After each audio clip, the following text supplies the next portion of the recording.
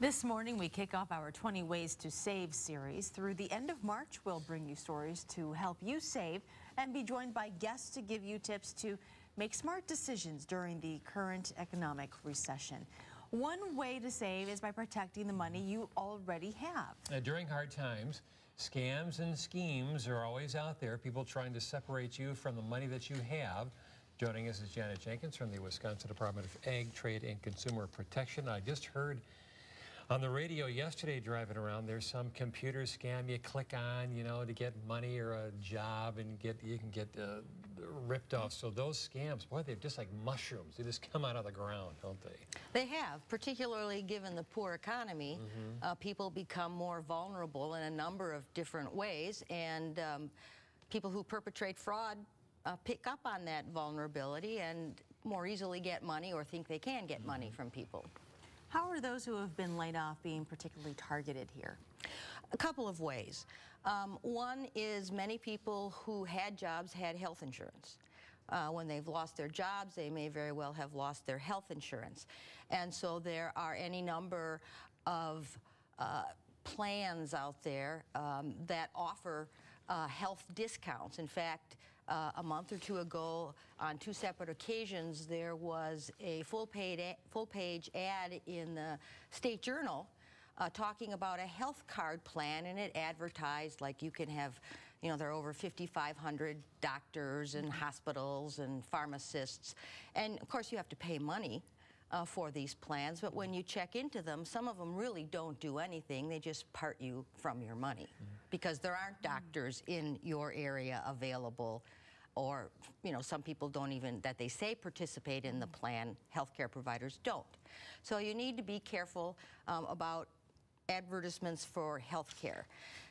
You also need to concern yourself with job scams. I mean, most people who lost their jobs want another job. And there are, many ads that talk about work at home, or online there are ads that talk about submit your resume. And of course, some of these are nothing more than identity theft scams. They're not a legitimate resume company, but they want to give you all your you to give them your personal information, so that they're able to steal your identity. Are you seeing, investigators seeing that the scams dealing with people in debt or having mortgage problems as well? Yes, we are. Another thing, when people lose their jobs, they often don't have sufficient funds to pay their bills, or all of their bills on time. And most people are responsible and want to pay their bills on time. So we're seeing more supposedly debt elimination, debt consolidation plans that, promise you see them on TV, and they say that, they can just give you one payment, they'll cut your interest rate on your credit cards and lower your monthly payment. You need to be really careful of those, because some of them require a large payment to become involved, some, $1,000 or more, and they don't really do anything.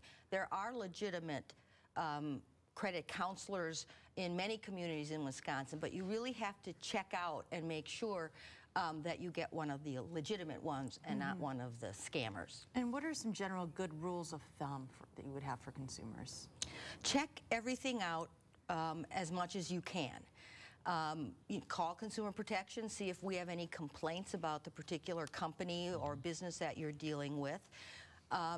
Go online, put in the name and see if there are any reports from other states or other people of scams.